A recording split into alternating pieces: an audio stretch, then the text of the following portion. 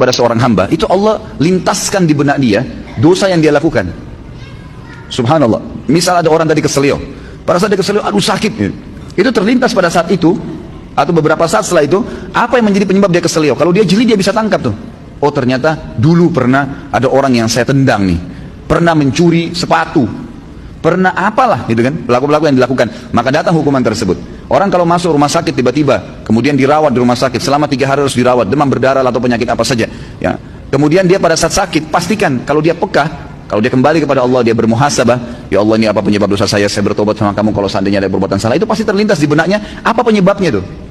Misal tiba-tiba dia teringat, oh dulu pernah dia minum khamar, oh dulu pernah dia buat sesuatu yang haram, terlintas tuh, istighfar kepada Allah gitu kan. Seperti itu. Jadi hati memang betul-betul dikatakan sini mahkota. Dan saya lupa ya, saya tidak tahu apa saya pernah sampaikan di pertemuan lalu atau sebelumnya tentang masalah bagaimana hati itu, teman-teman sekalian, betul-betul harus disterilkan. Seperti sebuah ruangan yang steril sekali, hati itu. Kalau hati ini antum buka seperti ruangan, sebuah ruangan, jendelanya terbuka, pintunya terbuka. Di dalam ruangan berserakan tulang-tulang bekas makanan, baju kotor, makanan-makanan yang sudah basi. Apa jadinya ruangan itu? Masuk serangga dan binatang nggak? Hah? Masuk nggak? Kok cuma ngangguk-ngangguk? Masuk kecoak, masuk nyamuk, masuk lalat, masuk burung, masuk anjing, beragam macam. Tapi kalau ruangan itu bersih, ditutup jendela dan kacanya, maka tidak akan ada masuk apa-apa. Bahkan tidak ada nyamuk seekor pun.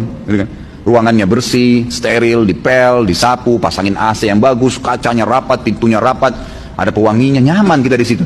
Ini kalau saya bahasakan seperti hati manusia. Kalau ada penyakit di dalam, seperti banyaknya tulang-tulang bekas makanan tadi itu, akhi dan ukhti, sedikit-sedikit antum hasut sama orang, sedikit-sedikit antum merasa, kenapa orang ini lebih hebat dari saya, kenapa orang ini lebih gagah dan lebih cantik, kenapa orang ini begini, kenapa orang ini terus dibawa dengan penyakit hati. Maka seperti hati tadi yang penuh dengan, ruangan yang penuh dengan barang-barang yang rusak tuh, baunya nggak enak. Dan lebih parah lagi, ada orang dijaga sama dia, penyakit hatinya itu dijaga, dibiarkan dengan cara juga pintu hatinya terbuka. Jadi dia tidak taubat kepada Allah, tidak ditinggalkan. Maka syaitan-syaitan pada datang tuh, terus menerus datang. Maka harusnya memang ditutup, dirapiin, dipel, dibersihin, steril, kita akan nyaman di situ. Makanya Allah Azza wa Jalla mengatakan dalam Al-Quran, salah satu ciri orang yang akan selamat hari kiamat dengan mudah, bahkan saya bisa bahasakan selamat masuk surga tanpa hisab, Allah mengatakan illa man atallah biqalbin salim. Orang yang datang kepada Allah hari kiamat dengan hati yang bersih, steril, nggak ada apa-apa di situ. Ingat, terus saya ulangi. Ingat ikhwan dan akhwat sekalian, jadikan sebagai peringatan bahasa ini. Jangan pernah siapkan musuh yang akan berhadapan dengan antum di hari kiamat. Dan yang kedua, jangan pernah beratkan timbangan dosa kita. Itu 2 hal antum jaga. Sibukkan diri lawannya tuh, supaya punya teman yang bisa membantu memberikan syafaat hari kiamat tuh. Artinya berteman dengan orang-orang saleh, jangan orang-orang buruk. Jangan pernah punya masalah dengan orang lain. Sudahlah, gitu kan. Sangat luar biasa kita bersihkan hati itu. Dan juga yang kita sibukkan sehari-hari adalah amal soleh yang memberatkan timbangan amal soleh kita nanti hari kiamat. Jangan dosa yang justru bermasalah buat kita nanti di hari kiamat. Harusnya kita faham poin-poin seperti ini. Para ulama salaf dulu, mereka itu kalau berbicara ikhwah dan akhwat sekalian, mereka hanya mengucapkan kata-kata yang berbau nasihat, berzikir, membaca Al-Quran, atau menanyakan kabar orang lain. Berputar di 4 hal ini. Nggak ada yang lain. Nggak pernah gunjing, nggak pernah fitnah, nggak pernah menghina, nggak pernah kata kasar, nggak pernah. Kata Nabi SAW, laisal mu'minu bit-ta'ani walal la'an. Bukan sifatnya orang mukmin itu ta'an, suka mencaci maki orang, menuduh orang, menyalahkan orang lain, menghina dengan kata kasar dan seterusnya. Dan juga la'an, suka ya mendoakan keburukan bagi orang lain.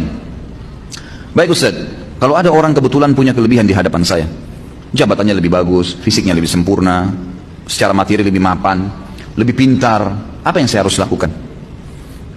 Renungi hadis Nabi SAW yang berbunyi, manusia 4 tingkatan.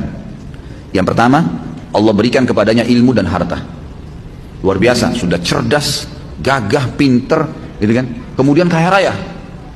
Dan kata Nabi SAW, dia habiskan keduanya di jalan Allah. Ilmunya diajarkan, kemudian juga hartanya diinfakkan. Datang golongan yang kedua, yang Allah berikan kepadanya harta. Maaf, diberikan ilmu tanpa harta. Berilmu, faham ilmu agama, tapi keadaan ekonominya biasa.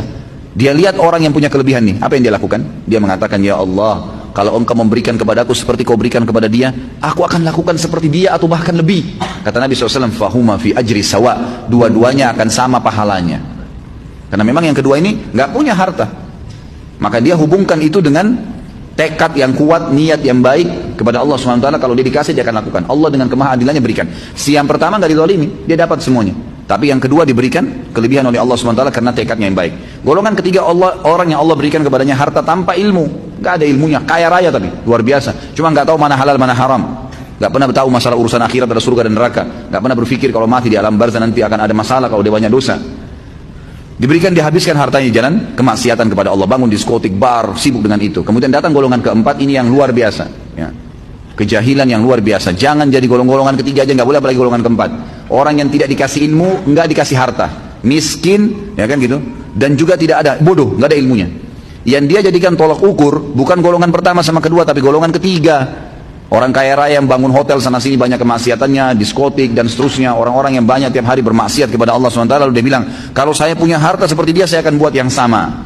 Maka kata Nabi SAW, fahuma fi wazri sawa. Ini orang ini sama-sama dosanya. Rugi nggak kira-kira? Udah miskin di pinggir jalan, rumahnya sudah gubuk, nggak ada ilmunya, bodoh. Kemudian di sebelah gubuknya ada orang bangun hotel atau diskotik, keluar pakai mobil Mercy, tiap hari mabuk, berzina, gonta-ganti pasangan. Lalu dia bilang, coba saya kaya seperti dia, saya akan buat sama. Lalu kita yang di gubuk itu sudah susah hidupnya, dikasih dosa yang sama dengan dia. Kita nggak lakukan, padahal tekadnya maunya seperti itu. Maka ini kata Nabi SAW, fahuma fi wazri sawa. Ini sama dosanya.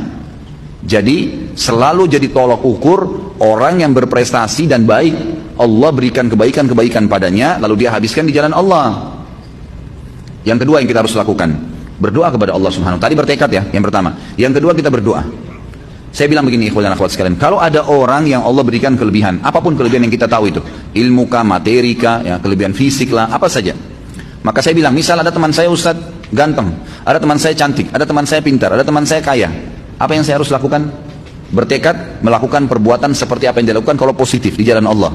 Dia bersedekah, kita juga bertekad seperti itu. Dia lakukan apa saja, memang kita tidak punya kemampuan untuk melakukannya, maka kita tekadkan untuk itu, diniatkan dan dilakukan. Kalau betul-betul tekad ya, niat yang diikuti dengan tekad. Jadi kalau betul-betul ada harta, memang dia akan keluarkan. Yang kedua, mendoakan dia. Ini yang jadi saksi bahasan nih, memperbaiki hati kita. Mendoakan dia agar Allah tambahkan kelebihan itu.